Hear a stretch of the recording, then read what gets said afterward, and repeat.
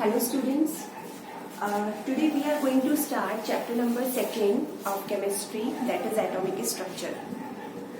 Okay, in this chapter we will study about the different type of fundamental particles, the discovery of fundamental particles. We will study about the different type of atomic models like the J.J. Thomson's model, Rutherford model, Bohr's model.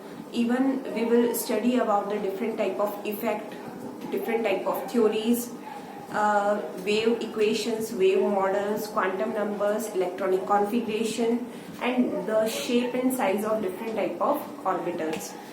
So we in this chapter, before the first topic we are going to study is the Dalton's atomic theory. Students, you heard about the Dalton's atomic theory and you have read also. Dalton gave its atomic theory in 1808. Now, there are certain points or some main points of the Dalton atomic theory. Like number 1 is atom is the smallest particle, atom cannot be created, destroyed, atom of same element are same and atoms of different elements are different, atoms are combined in the simple ratio. Okay, so there are certain points, but the main thing is there that these all points or the theory of Dalton, who gave these all points, it became wrong. There are certain drawbacks of all the points. Okay, so we are going to discuss about it. First thing, atom is the smallest particle. Atom किसी भी matter का सबसे smallest particle होता है, लेकिन ये भी क्या है, कंसेप्ट है वो गलत हो गया, क्योंकि फर्दर जो 3 फंडामेंटल पार्टिकल्स है, इलेक्ट्रॉन, प्रोटॉन और न्यूट्रॉन, जो 3 फंडामेंटल पार्टिकल्स हैं, these are smaller than the atom. Okay, so ये गलत प्रूव हो गया. Atom can not be created और डिस्ट्रॉयड, ये भी गलत है, क्योंकि न्यूक्लियर रिएक्शंस होती हैं, न्यूक्लियर फिजन फ्यूजन जो रिएक्शंस होती हैं, उनमें जो हैवी एटम होते हैं उन पे क्या है कि हैवी पार्टिकल्स है, एनर्जेटिक पार्टिकल्स है, वो जब इन पे बॉम्बार्ड करते, इनसे टकराते हैं तो नई तरह के एटम्स को फॉर्म करते हैं. ठीक है. Next, atom of same element are same, ये भी क्या है, गलत हो गया. कैसे? जैसे कि हम लोगों ने पढ़ा है, exception is about the isotopes. Isotopes पता है, ऐसे एलिमेंट जिनका atomic number same but atomic mass different. जैसे कि हाइड्रोजन के आइसोटॉप है 1H1 हाइड्रोजन, जिसे प्रोटियम कहेंगे, 1D2 ड्यूटीरियम, 1T3 ट्रीटियम. तो ये क्या है, सभी एक ही तरह के एटम्स हैं, लेकिन एक ही एलिमेंट के डिफरेंट टाइप के एटम्स हैं. So atoms of same element are not always same. Atoms are combined in simple ratio. तो सिंपल रेशियो जैसे एग्जांपल अपन लेते हैं, कार्बन और ऑक्सीजन, बिल्कुल 1:1 के अंदर ये एटम्स है वो कंबाइन हो रहे हैं. जैसे कार्बन डाइऑक्साइड CO2 1:2 में 1 कार्बन और 2 ऑक्सीजन कंबाइन हो रहे हैं. इसी तरह से जैसे कि अपन बात करें कि Fe है, कुछ एटम है जैसे कि Fe+2 Fe+3 स्टेट में भी क्या है, पॉसिबल होते हैं. ठीक है. तो अगर अपन Fe+2 की बात करें तो Fe+2 का ऑक्साइड है FeO. ठीक है, फेरस ऑक्साइड बन गया ये, आयरन ऑक्साइड. यहाँ पे Fe अपन को 1 और 1 ऑक्सीजन दिख रहा है, बट एक्चुअली जो इसका परसेंटेज हो रहा है, यानी अपन को दिख रहा है 50% आपस में कंबाइन हो गए, लेकिन जो इसका अमाउंट होता है वो कितना होता है, 0.98. और ये कितना, ये 0.98 कंबाइन होता है. यहाँ पे ये क्या है, 1 कंबाइन हो रहा है. तो 0.98:1 है, यानी यहाँ पे एक फ्रैक्शन में भी रेशियो आ गया. तो इस तरह से भी कंपाउंड है वो क्या है, बनते हैं. जरूरी नहीं है कि सिंपल होल नंबर में ही बनते हैं हमेशा, बल्कि इस फॉर्म में भी कंपाउंड्स बनते हैं, नॉन स्टोइकियोमेट्रिक कंपाउंड से कहलाते हैं. ठीक है. नाउ बच्चों, the next is the fundamental particles of atom. तो फंडामेंटल का मतलब क्या होता है, इसका मतलब ये है कि कोई भी एटम है वो, यानी पूरे यूनिवर्स या पूरे अर्थ पे जितने भी एटम्स हैं, उन एटम्स, ये सारे एटम, सभी एटम कौन से ऐसे पार्टिकल से बने हैं. तो ये 3 पार्टिकल्स होते, इलेक्ट्रॉन, प्रोटॉन और न्यूट्रॉन. तो जितने भी एटम्स हैं वो इन्हीं 3 पार्टिकल से बने होते हैं. ठीक है. तो ये इस वजह से ये जो तीनों पार्टिकल्स होते हैं, इन तीनों को अपन क्या कहते हैं, फंडामेंटल पार्टिकल्स ऑफ एटम कहते हैं। इनके अलावा और भी अलग अलग पार्टिकल्स होते हैं जो आप न्यूक्लियर जो केमिस्ट्री है उसके अंदर पढ़ते हो, ठीक है। There are more so many about 35 different particles are there. Now we will discuss about the discovery of fundamental particles. Now students, the next heading is the discovery of cathode rays. The discovery of cathode rays, it is also known as the discharge tube experiment also. Generally, for the discovery of cathode rays, there was a apparatus set up. Okay, this apparatus consists of a glass tube, and this glass tube is known as the discharge tube. Okay, इस discharge tube में एक vacuum pump था, ठीक है। यहाँ पे gas fill की गई थी। वैक्यूम पंप इसलिए था जिससे कि यहाँ पे गैस को निकाला जा सके और अंदर गैस का प्रेशर मेंटेन किया जा सके। At both the ends of the discharge tube, 2 electrodes were there.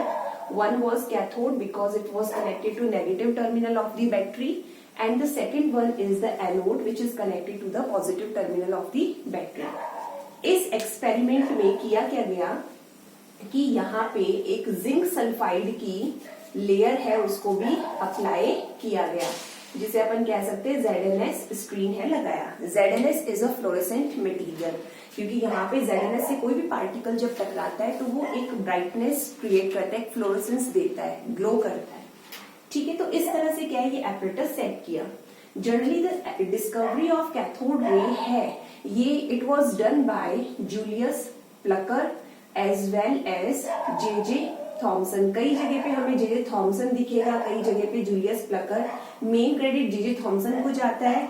Julius Plucker है, उन्होंने क्या है इस पूरे सेटअप को बनाया था, आगे के ऑब्जर्वेशन काम है वो जे थॉमसन ने किया था। अब देखो बच्चों, इसके अंदर क्या है कि 2 कंडीशंस इसके लिए रखी गई थी मेन। एक तो हाई वोल्टेज जो कि था 10,000 से 20,000 वोल्टेज तक करंट मतलब सोर्स रखा गया, और गैस है उसका प्रेशर बहुत कम रखा गया, that was about 10 to the power -3 mmHg। तो इतना प्रेशर रखा गया।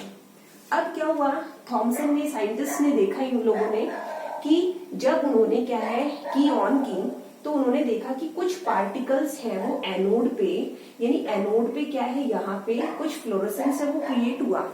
कैसे क्रिएट होगा, डेफिनेटली इस तरह से डॉट डॉट लग रहे थे, जैसे मानो कि हम किसी चीज पे कोई चीज थ्रो कर रहे हो तो वहां पे सीधी सी बात है कि मतलब दीवार पे हम कोई गीली बॉल थ्रो करें तो उसके निशान गिरते हैं, तो इलेक्ट्रॉन भी यहाँ पे थ्रो हो रहे थे तो उनके भी क्या है यहाँ पे निशान गिर रहे थे, वो ग्लो कर रहे थे।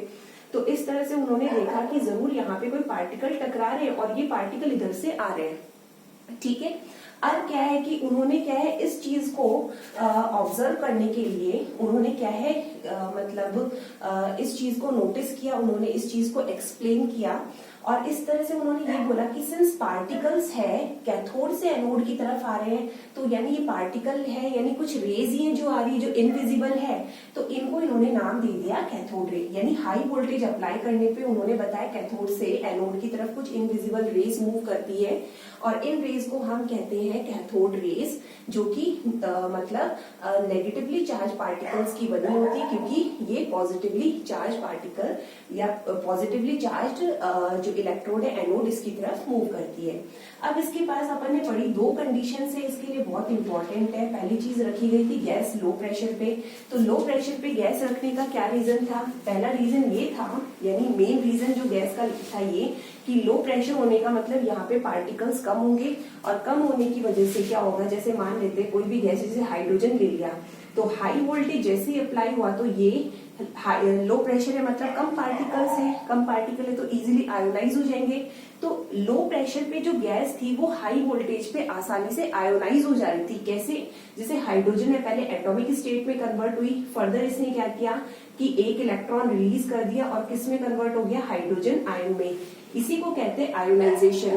तो यहाँ पे क्या थे, जो इलेक्ट्रॉन थे नेगेटिवली चार्ज, ये इलेक्ट्रॉन किधर की तरफ मूव करने लगे, एनोड की तरफ, यानी एक्चुअल में जो गैस थी वहां से इलेक्ट्रॉन है वो निकल के क्या है एनोड की तरफ मूव करने लगे कैथोड से एनोड की तरफ, यानी कैथोड की वजह से क्या है इनका आयोनाइजेशन हो रहा था।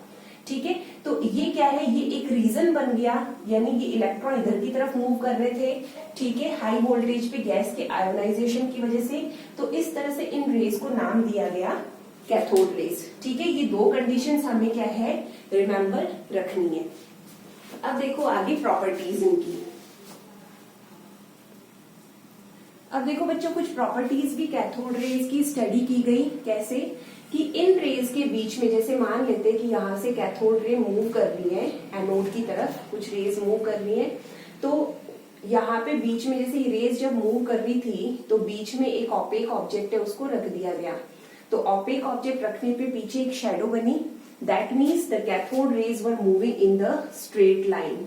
So the main property, one property is the cathode rays always move in a straight line because they cast a shadow of an object placed in their path, that is opaque object. Next एक और इनकी property है कि ये जो raise है इनके पास में काइनेटिक एनर्जी है, ये मैकेनिकल नेचर भी शो करती है। कैसे, एक छोटा सा पैडल व्हील, एक पिन व्हील जैसा जब इनके पाथ में रखा, then it begin to rotate, this shows that they are having kinetic energy and they are showing the mechanical effect also. Since kinetic energy is equals to half mv square, that's why they are having the mass as well as velocity. So the cathode rays were also showing the material nature. Okay, इसके अलावा ये क्या कर रहा था, इनका एक और काम था आयोनाइजेशन ऑफ आयोनाइज गैस, यानी ये क्या कर रही थी, cathode rays were also responsible for the ionisation of gases. जो भी गैस यहाँ पे फिल की गई डिस्चार्ज ट्यूब में, ये उसको आयोनाइज भी कर रही थी। नेक्स्ट एक और है जिंक सल्फाइड, स्क्रीन पे ये क्या है फ्लोरोसेंस दे रही थी यहाँ पे। अब एक और पॉइंट है कि these were also deflected by the electric and the magnetic field. अगर यहाँ पे हम कोई इलेक्ट्रिक फील्ड रख दें या कोई मैग्नेटिक फील्ड से कैथोड रेज को पास करें तो वो डिफ्लेक्ट हो रही थी। जैसे कि एग्जांपल लेते हैं, यहाँ पे हमने क्या किया, दो इलेक्ट्रिक फील्ड के लिए दो प्लेट्स लगा दी, एक पॉजिटिवली चार्ज प्लेट और एक नेगेटिवली चार्ज प्लेट। तो ये जो इलेक्ट्रॉन यानी ये जो रेज थी, these were deflected towards a positive plate. इसका मतलब क्या था, these contains the negative charge, therefore they were deflected towards a positive plate, so they were deflected by the electric and magnetic field. Okay, one more point is there, they can produce the X-rays. ये X-rays भी बना सकती थी। कैसे, जब किसी heavy atomic mass के atom पे, यानी हाई एटॉमिक मास के एटम पे जब कैथोड रेज को हम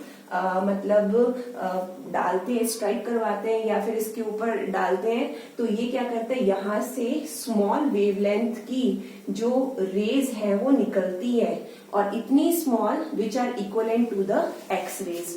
ठीक है, तो ये हो गया। तो ये कुछ प्रॉपर्टीज है। इसके अलावा एक मेन प्रॉपर्टी भी है, इसके अलावा एक मेन प्रॉपर्टी और है स्पेसिफिक चार्ज।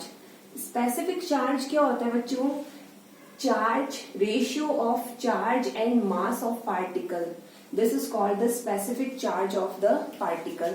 तो कैथोड रेज का चार्ज टू मास रेशियो है, जिसे अपन स्पेसिफिक चार्ज कहते हैं, वो क्या था, कांस्टेंट।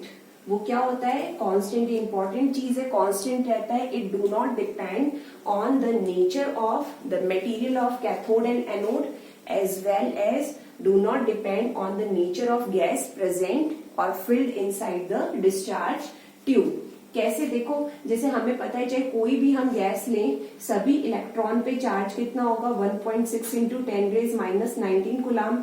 इसी तरह से सभी इलेक्ट्रॉन का मास कितना होगा, 9.1 इंटू 10⁻31 kg। जब अपन इसकी वैल्यू को कैलकुलेट करेंगे तो अपने पास में 1.76 इंटू 10⁻11 कूलम पर केजी ये आ जाएगी हमारे पास में। तो सेम वैल्यू हमारे पास में क्या है, इससे मिलेगी। इसके अलावा कुछ और प्रॉपर्टीज भी है, जैसे कि कैथोड रे है, कोई थिन मेटालिक शीट है, उससे एकदम पेनिट्रेट कर जाती है, पास कर जाती है, गुजर जाती है। कैथोड रे है वो क्या है, जो फोटोग्राफिक प्लेट होती है उससे भी पास हो जाती है। ठीक है, तो मतलब ये कुछ प्रॉपर्टीज आती है, मेन प्रॉपर्टीज है कैथोड रे की। ये वाली जो प्रॉपर्टी क्या है, काफी मोस्ट है। ठीक है।